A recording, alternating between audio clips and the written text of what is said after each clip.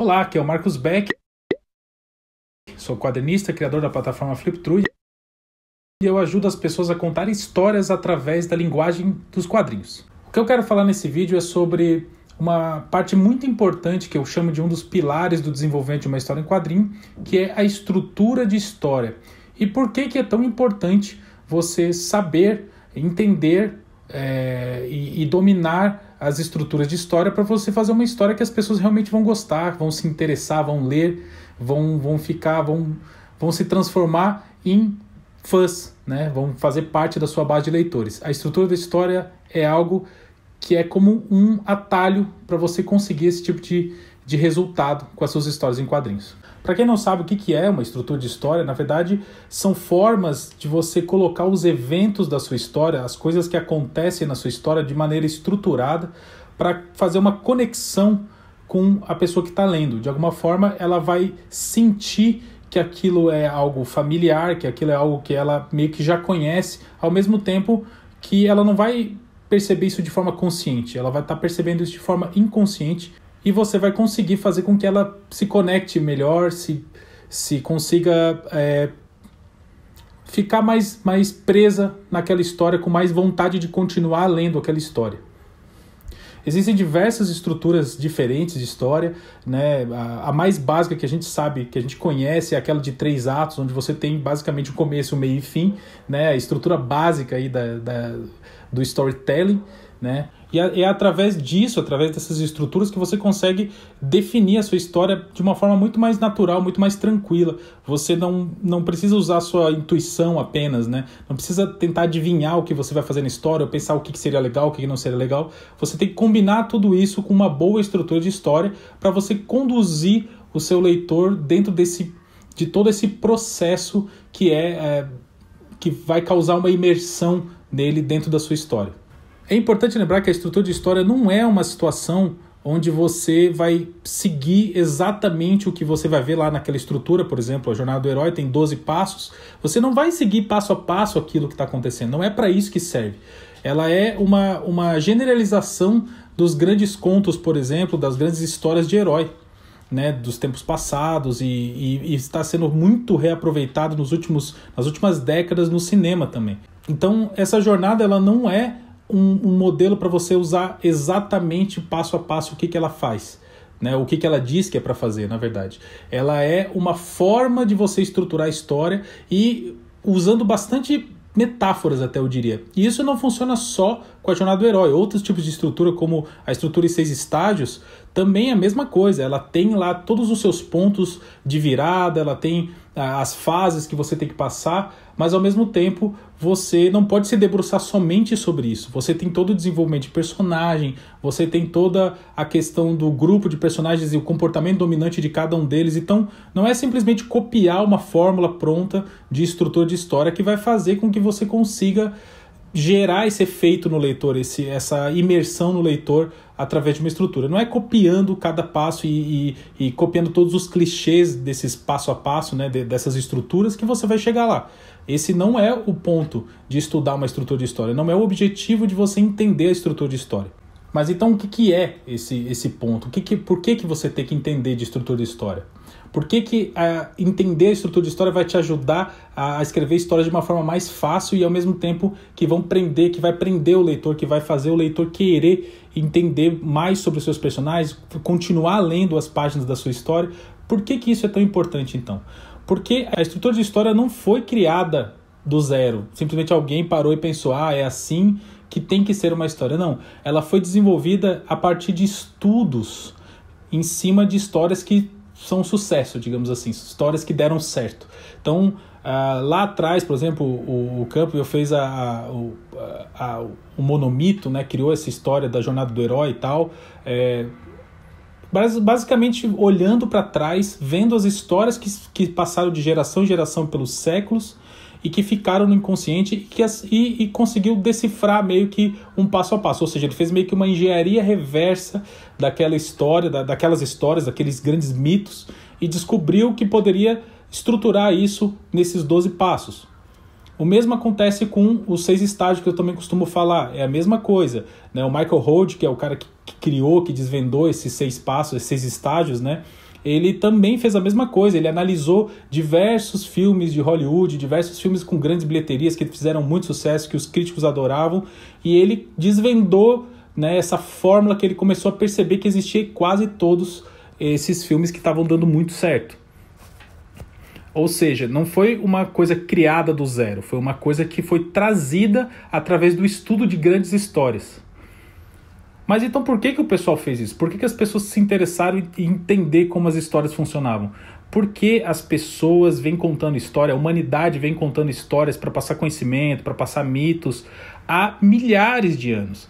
Não foi uma coisa que a gente começou a fazer nessa era moderna que a gente vive hoje, na era contemporânea. Isso já acontece há muito tempo. Inclusive, pessoas costumavam dizer que quem domina o storytelling, quem domina as histórias, acaba dominando o mundo, né?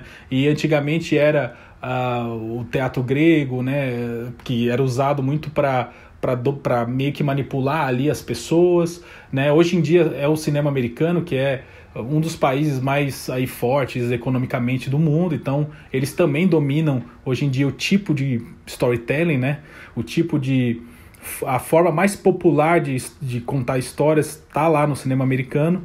E obviamente que a gente tem muito mais coisas, né? Muitos outros estilos aí que existem fora do mercado americano, mas a gente sabe que quem hoje domina a maior parte da contação de histórias, digamos assim, ainda é o cinema americano.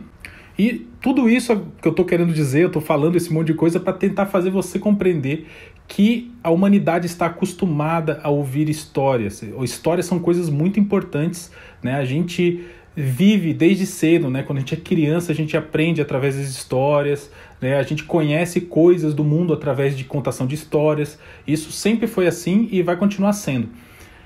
E as estruturas que foram pensadas, foram removidas, foram tiradas a partir disso, isso lá desde a época da poética de Aristóteles, né, que começou a dividir um pouco essa forma estruturada de contar a história, até os dias de hoje. Isso tem mais de 2.500 anos, né?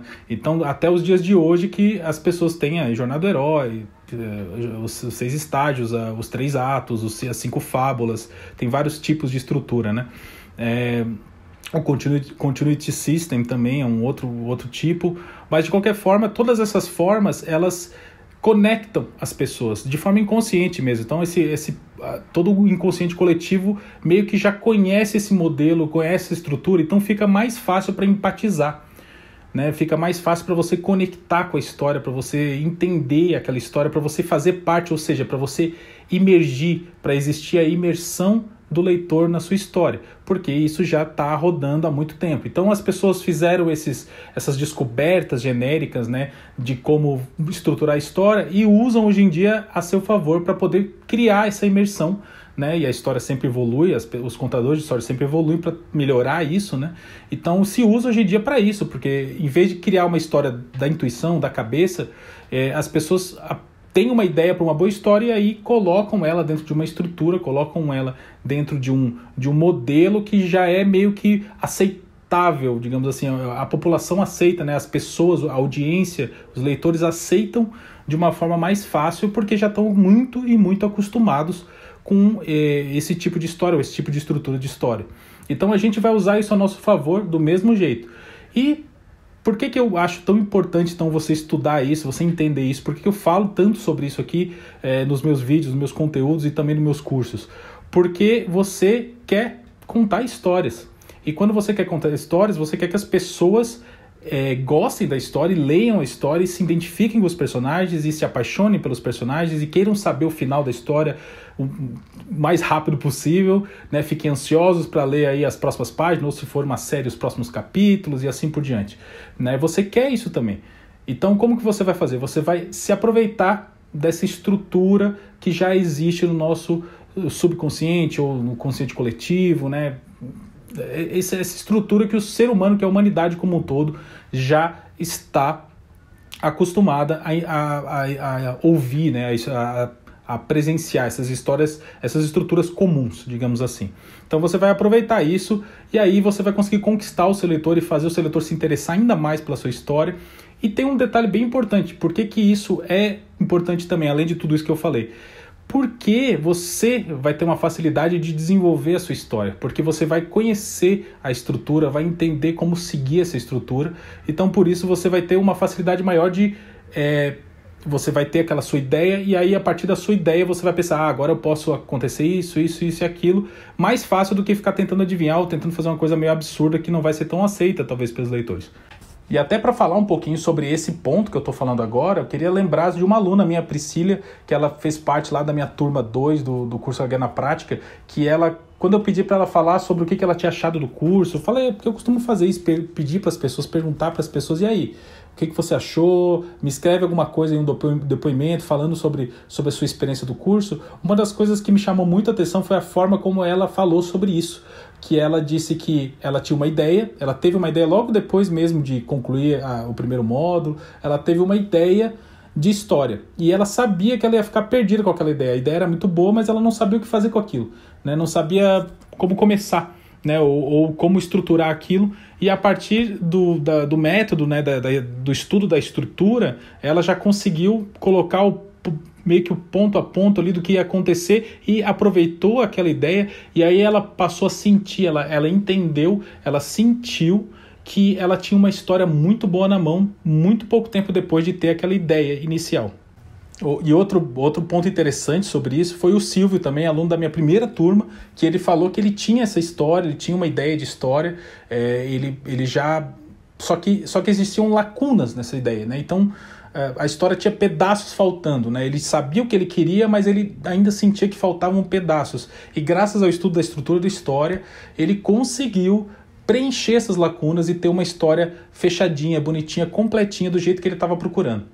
Então é muito legal saber que as pessoas, às vezes, por falta simplesmente desse detalhe de entender de estrutura, de saber onde colocar as coisas ali para poder ter uma história legal, a pessoa às vezes fica perdida, fica andando em círculos ou empurra com a barriga o desenvolvimento da sua história, porque falta um pedacinho ou porque aquela ideia ficou muito subjetiva e a pessoa não sabe como estruturar, como colocar de uma forma que funcione dentro de uma história. É para isso que você precisa estudar a estrutura de história. Mas aí você pode pensar assim, mas se eu seguir uma estrutura de história, se eu tentar ficar seguindo o método, passo a passo, isso vai cortar minha criatividade, eu não vou poder fazer uma coisa nova, uma coisa diferente, uma coisa que vai chamar atenção, né? Eu imagino que você possa pensar isso, eu mesmo pensei quando eu comecei a estudar isso, eu pensei, mas se eu for seguir um passo a passo de uma jornada do herói, né... Eu não vou conseguir fazer uma coisa legal, não vou conseguir fazer uma coisa diferente, fora do que as pessoas costumam fazer, né? Porque afinal eu vou estar seguindo o modelo passo a passo ali, desse detalhezinho. Mas não é isso que acontece, na verdade. A verdade é que você não tem que usar exatamente aquela frase, o mundo novo, que é a primeira etapa lá ou melhor, o mundo comum, que é a primeira etapa da jornada do herói. Ele não é um mundo comum exatamente. Não tem que fazer sempre ele saindo de um mundo comum e indo para o mundo fantástico. Não é exatamente isso que você precisa. São metáforas que você vai usar. Então, por mais que você acredite que você vai ser podado, entre aspas, por causa do estudo da estrutura de história, na verdade é o contrário. Você vai ser liberto, de certa forma. Porque você vai conseguir ter uma ideia, como eu falei agora, nos exemplos que eu dei ali do Silvio e da Priscila também, você vai ser liberto, né, por isso, porque você vai ter uma ideia e você vai saber onde colocar os pedaços da ideia. E lembre-se, você não precisa seguir exatamente o cara encontrou o mentor, tem que encontrar um cara, um velhinho em cima da montanha Yoda, não é isso que você precisa fazer. Você tem que usar aquilo como uma metáfora, entender que aquilo não é exatamente o que está sendo dito, e sim uma metáfora sobre o que tem que acontecer com o personagem naquele momento. Então, ao contrário de te podar, na verdade vai te dar possibilidades, vai abrir ainda mais as possibilidades para você contar uma boa história. E aí a inovação vem da criatividade, né? Não necessariamente da estrutura. Porque até o Murilo Gun costuma dizer que criatividade deveria se chamar combinatividade, né? Que você combina as coisas que você conhece e transforma aquilo tudo que você conhece em algo novo. A estrutura é a mesma coisa. Você está combinando essas estruturas, as coisas que você entendeu, todos os estudos de desenvolvimento de personagem, que daí eu vou falar mais sobre isso em outro vídeo, mas você vai combinar tudo isso, vai tentar trazer todas essas informações para criar algo do zero, algo novo, né? ele vai seguir estruturas que são familiares às pessoas para que não afaste os leitores, mas ao mesmo tempo você pode inovar em cima disso, criar em cima disso, combinar com coisas diferentes, você pode aumentar e diminuir o tamanho ali das etapas, não precisa ser sempre na mesma ordem. Então, inovar não depende, não vai ser um problema se você usar uma estrutura. Mais uma vez, como eu falei antes, vai ser uma solução, a estrutura vai te ajudar a fazer isso, porque você vai conseguir combinar um monte de referências diferentes na sua história e seguindo uma estrutura para poder saber que você não está se perdendo e ficando meio maluco ali sem poder fazer sentido no que está acontecendo. E por isso que é importante também você lembrar que não existe um tipo de estrutura de história. Você pode procurar aquela estrutura, assim como eu falo com arco de personagens e outras partes de desenvolvimento de personagem, você pode procurar aquele modelo, aquela estrutura que mais faz sentido para aquela história que você quer contar, né? Então depende muito do tipo, a história é uma graphic novel de 70 páginas, então eu posso usar esse estilo. É uma série em 3 volumes de 120 páginas cada um, então eu posso contar daquele outro estilo. Então você adapta, você faz. É uma história curta, por exemplo, de 10 páginas, dá para usar também. Então você adapta. Então, ao contrário do que você pensa que pode ser um bloqueio da sua inovação, na verdade é uma ferramenta para você inovar e ainda assim conseguir conquistar as pessoas que você está querendo conquistar com o seu trabalho. E aí é legal falar de um jeito errado de usar essa história. Eu acho que eu quero tentar explicar um pouco sobre isso, porque tudo isso que eu estou falando agora vem disso, né? Você achar que não consegue inovar, você achar que não consegue ser criativo ou que aquilo vai te engessar de alguma forma, vem do uso errado das estruturas de história. O jeito que não é o jeito certo de usar. Porque qual é o jeito errado de fazer isso? O jeito errado é não entender que aquilo é uma estrutura guia, que aquilo é um direcionamento e que aqueles passos daquela jornada ou dos 6 estágios ou dos 3 atos, eles são metáforas, eles são representações do que você quer dizer, ou seja, eles não são literais, certo? Então, se você está lá escrevendo a sua história, como eu falei antes, e aí tem lá na Jornada do Herói, você está usando a Jornada do Herói. Eu estou usando esse exemplo bastante porque é muito comum a gente ouvir falar da Jornada do Herói. Aí você entra lá na sua história, chega no momento que tem, eu acho que é o 4º passo, que é encontro com o mentor. Aí você faz o quê? Você pensa, nossa, meu personagem está andando pela rua e ele encontra um mendigo barbudo, que fica quietinho na dele, mas aí aquele morador de rua, na verdade, é um grande sábio, e aí ele vai, né, o seu personagem tá naquele momento de introspecção, que ele tá pensando, meu Deus, será que eu vou ou não vou? Será que eu entro nessa aventura ou não entro? E aí o morador de rua tropeça lá com o cara e ele começa a trocar uma ideia, e aí ele vai lá e ensina um monte de coisa e fala. Isso é um uso extremamente literal do passo encontro com o mentor. Não é assim que você precisa fazer. Você pode fazer. Eu sempre digo, você pode usar à vontade os clichês. As pessoas que estão lendo, inclusive, às vezes esperam o clichê. Faz parte da experiência ter ali um detalhe de clichê, uma coisa que ele meio que já sabe que vai acontecer. Tudo bem você usar.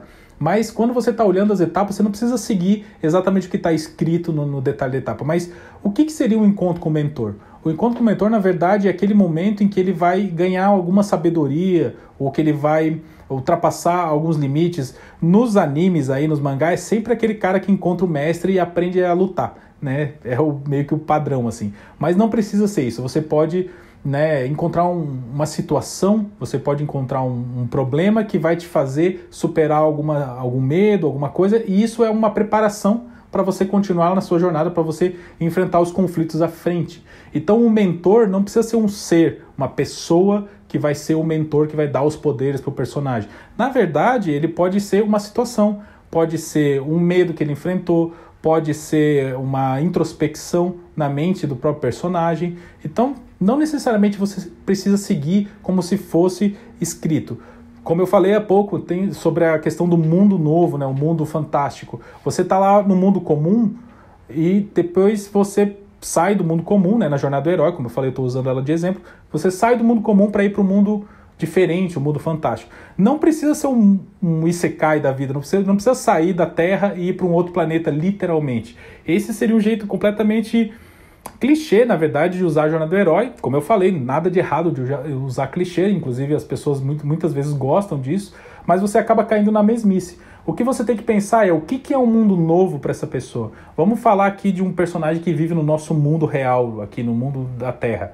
Um mundo novo não precisa ser necessariamente um mundo fantástico, um outro planeta. Ele pode simplesmente encontrar uma pessoa, vamos falar de um personagem, uma mulher, por exemplo, que é super conservadora, que fica em casa, que não gosta de sair, que é muito introspectiva, e de repente ela encontra uma amiga, e essa amiga apresenta um mundo diferente para ela, que é o mundo de sair à noite, ou o mundo de ir para shows, ou que ela não costumava fazer, coisas que ela não costumava fazer. Então, o mundo novo dela era uma coisa, e aí ela é apresentada para esse novo mundo, que não é fora da Terra, que não é fantástico, não é nada demais, é um mundo que existe também, só que para aquela personagem, ele é um mundo novo, ele é um mundo diferente, ele é outra ideia. Então, quando você entra meio que na aventura, você faz lá o famoso escolha, né? Escolha de participar da aventura, você não necessariamente precisa ser uma aventura de verdade, uma saga de espada, capa e espada. Você pode entrar simplesmente numa situação diferente pro leitor, né? Pro leitor não, pro personagem.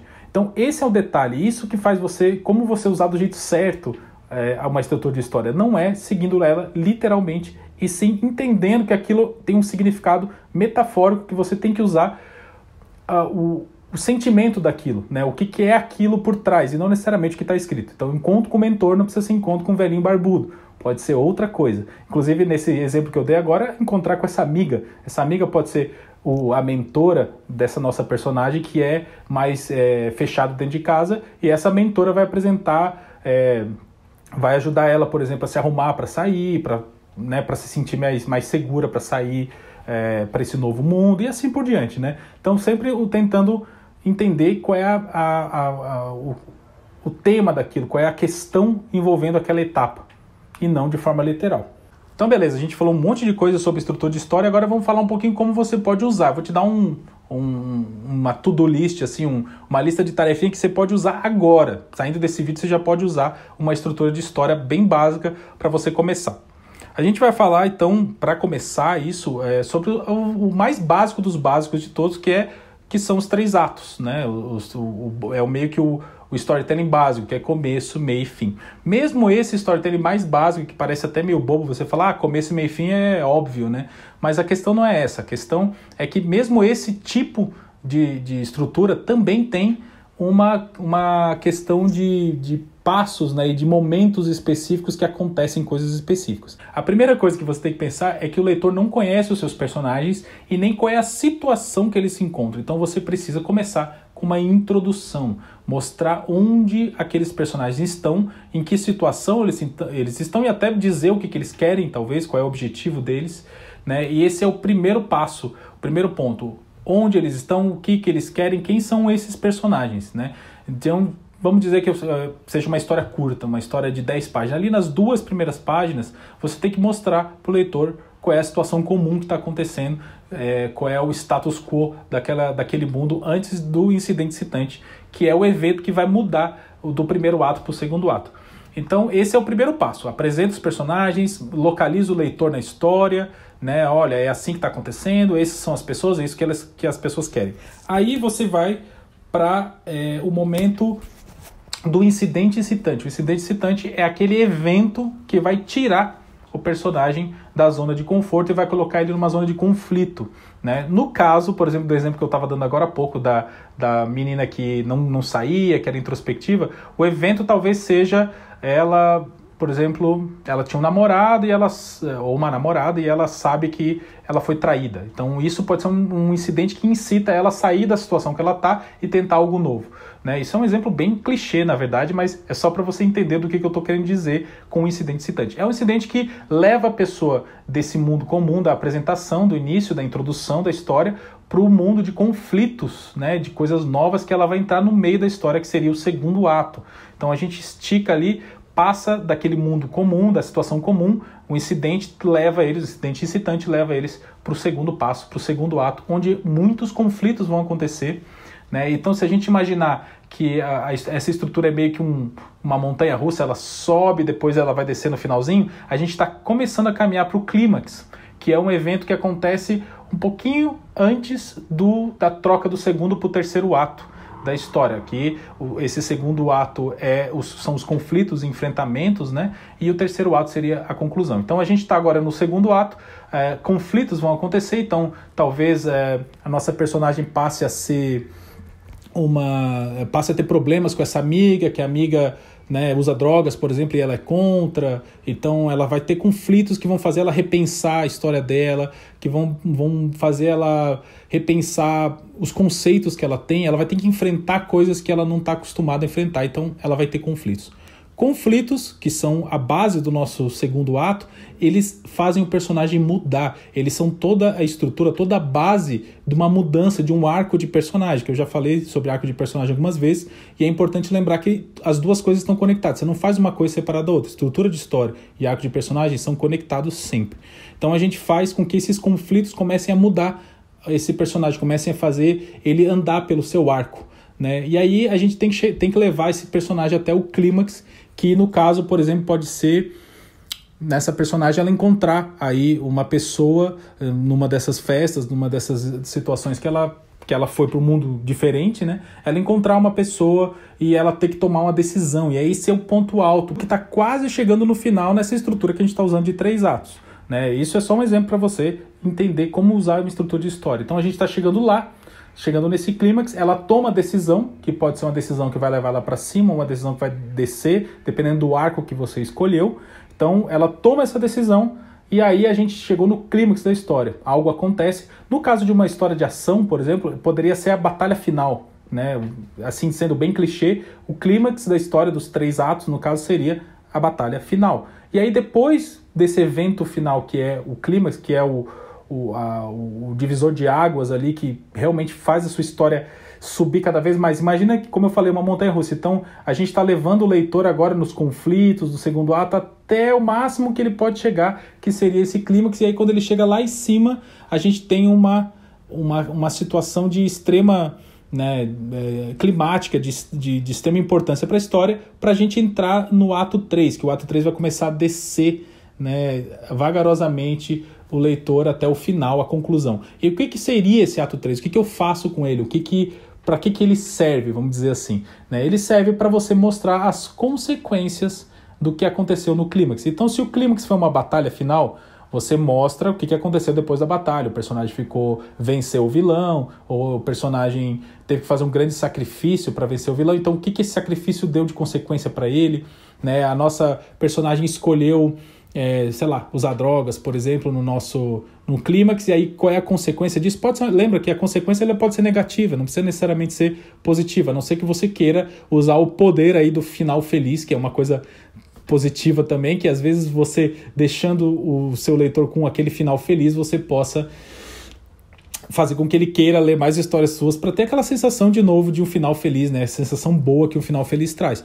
Então, mas não precisa, pode ser um final ruim também, né? Um final negativo para a história. Então ela tomou essa decisão, né? O novo peguete ali dela, o novo rolinho dela ofereceu uma droga e ela resolveu usar. E aí qual é a consequência disso no final? E você volta, né, que se a gente tivesse fazendo um paralelo da jornada do herói com essa estrutura de 3 atos, no final ela vai voltar para o mundo comum, que seria o lugar onde ela estava antes, só que transformada pelas coisas que aconteceram na história. Então imagina que a gente introduziu o personagem, onde ela está, quem é ela, qual é o mundo comum dela, a gente levou através de conflitos esse personagem a mudar, chegou num clímax onde teve que tomar uma decisão, ou teve que enfrentar uma batalha muito forte, e depois a gente traz ele de volta para o mundo comum, entre aspas, só que transformado agora, sendo outra pessoa. Com isso que eu estou falando agora, você já consegue usar uma estrutura bem básica numa história sua. Então agora você pode até fazer um exercício, você pega essa ideia dos 3 atos, né, esse início, meio e fim, com incidente excitante, com clímax, e tenta identificar isso nas suas histórias. Se você ainda não escreveu uma história, tenta identificar isso numa história de outra pessoa. Pega um autor que você gosta, uma autora que você gosta, e tenta identificar isso. E se você conseguir identificar isso, você deixa um comentário para mim, falando, olha, eu fiz a avaliação dessa história, se for a sua, fala com a história também, eu fiz esse exercício com a história tal, ou com o filme tal, ou com a série tal, e eu acabei achando esses pontos aqui. Deixa um comentário para mim, me falando como foi essa experiência de fazer esse exercício. E se você está escrevendo uma história, fala a mesma coisa, deixa um comentário também falando, olha, eu estou escrevendo uma história e eu consegui usar os 3 atos conseguir pensar onde ficaria o incidente citante, pensar qual é o clímax da história e qual é a conclusão. Tenta trazer isso para o seu mundo, tenta botar em prática, porque para mim sempre é a prática que vai fazer com que o conhecimento, né, as coisas que a gente está falando aqui sejam fixadas em você. E lembre-se, você nunca vai acertar de primeira, todo mundo passa por uma fase aprendendo aos poucos, mas é mais importante que você entenda que você vai conseguir se você estudar, se você praticar, se você tentar, certo? Então, deixa um comentário para mim dizendo se você avaliou ou não avaliou uma história e quais são os pontos que você conseguiu encontrar e qual história que você está falando, certo? É sempre legal você deixar um comentário para a gente continuar essa conversa que eu começo aqui no vídeo de forma interativa nos comentários. Estou sempre respondendo os comentários, às vezes são muitos comentários, mas mesmo assim eu levo 1 ou 2 dias para responder, mas eu sento lá um horário no meu computador e tento digitar ali resposta para todo mundo, tentando não deixar ninguém sem resposta. Então, já que eu faço esse esforço também, eu queria que você fizesse um esforcinho para deixar um comentário para mim, certo? Bom, e era isso que eu queria apresentar para você hoje. Queria te explicar o porquê que a estrutura de história é tão importante e como utilizar uma estrutura básica de história para você entender que dá para criar boas histórias sem tanto esforço assim. Você pode se esforçar mais em desenvolver personagens, se esforçar mais para entender essas estruturas, para depois você usar isso de forma intuitiva e junto com a sua criatividade. Eu agradeço muito por você ter assistido esse vídeo daqui. Muito obrigado de verdade. Se você gostou, deixa uma curtida, deixa um coraçãozinho, um like aí pra mim. E se você ainda não me segue ou não é inscrito, tem um botãozinho aí embaixo para você seguir ou se inscrever no canal. E se você acha que esse vídeo vai ajudar mais pessoas que estão nesse perrengue aí, nessa ideia de tentar estruturar uma história, então, por favor, compartilhe esse vídeo. Compartilhe lá no WhatsApp, nos grupos do Facebook de quadrinista que você segue, no seu Instagram, em qualquer lugar. Compartilhe esse vídeo para as pessoas poderem ter acesso a esse tipo de informação e a gente crescer cada vez mais a nossa comunidade de quadrinistas, de aspirantes a quadrinistas e quadrinistas que todos nós somos. Muito obrigado e até a próxima.